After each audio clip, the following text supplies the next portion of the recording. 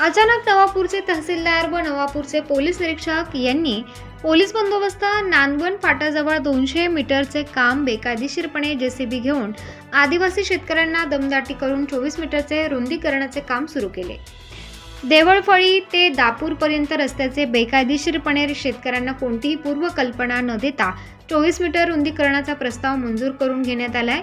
याबाबत सत्यशोधक शेतकरी सभेचे कॉम्रेड आर.टी. गावित यांनी अनेकदा निवेदन देऊन तहसीलदार नवापूर, सार्वजनिक बांधकाम विभाग, MIDC बरोबर चर्चा करत सदर रस्त्याचे बेकायदेशीरपणे 24 मीटरचे अधिग्रहण कसे चुकीचे आहे याबाबत अनेक बाबी निदर्शनास आणून दिल्या।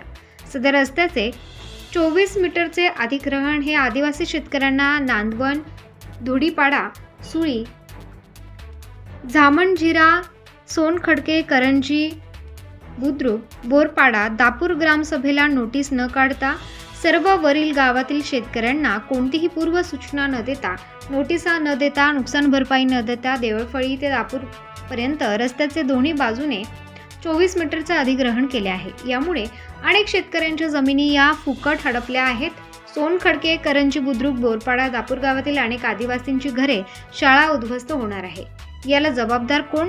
जवळच नॅशनल हायवेचे इंचाची शेतकऱ्यांना नुकसान भरपाई दिली आणि इकडे फुकटात आदिवासींच्या जमिनी कंपन्यांना दान देण्यासाठी प्रशासन कायदा हातात घेत आदिवासी शेतकऱ्यांना धमकावत आहे। त्यातल्या प्रमुख चूक सार्वजनिक बांधकाम विभागाने MIDCला सदर रस्त्याचे 25 मीटरचे रुंदीकरण करण्यासाठी 3 किलोमीटर रस्त्याचे MIDCला वर्ग केला।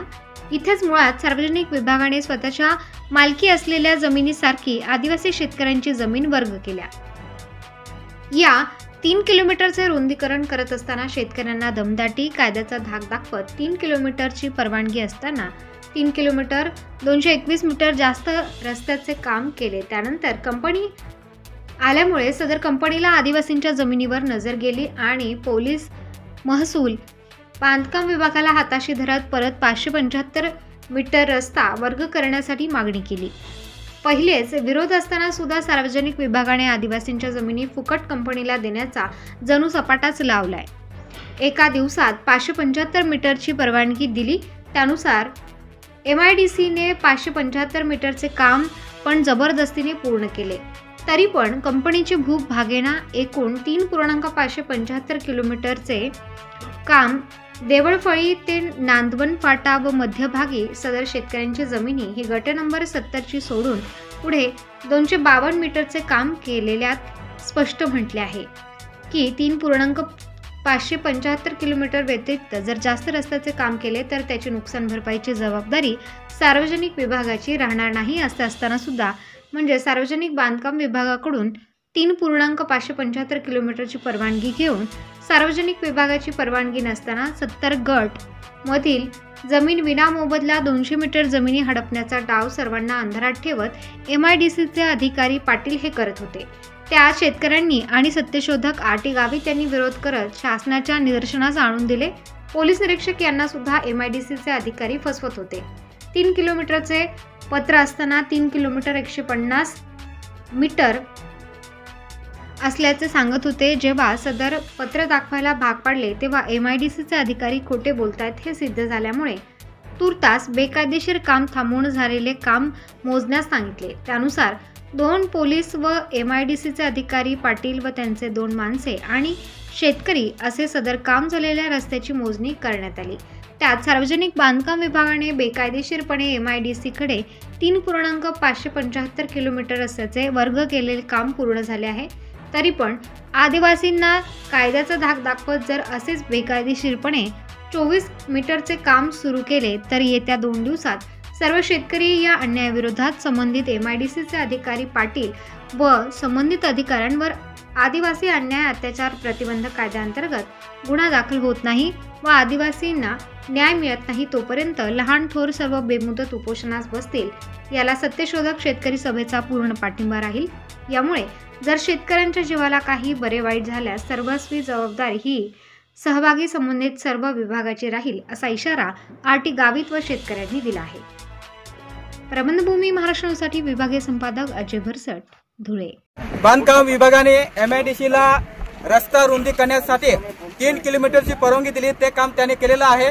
त्याच्यानंतर 575 मीटरची परवानगी दिली, ते सुद्धा काम त्याने पूर्ण केलेलं आहे। त्याच्यापेक्षा जास्त काम त्याने केलेलं आहे। आणि आता शेतकऱ्यांना कोणत्याही पूर्व सूचना न देता, नोटिसा न करता, त्यांची जमीन अधिग्रहण न करता परस्पर पोलिसांना घेऊन जबरदस्तीने रस्ता खोदण्याचे काम हे MIDCच्या अधिकाऱ्यांनी सुरू केलेलं होतं। समोर पाटील साहेब आहेत, यांनी पोलिसांना चुकीची माहिती दिली। 3 किलोमीटरच्या जागावर त्यांनी सांगितले पोलिसाला तोंडी की 3 किलोमीटर आणि 150 मीटरचं दिलेलं आहे आणि ते खोटं ठरलंय। आता आम्ही PSI साहेबांनी सांगितलं की जेवढं काम झालेलं आहे तेवढं मोजमाप करा। ते आम्ही त्या MIDC वाले साहेबांसमोर आता पूर्ण ती मोजणी करतो रस्त्याचं।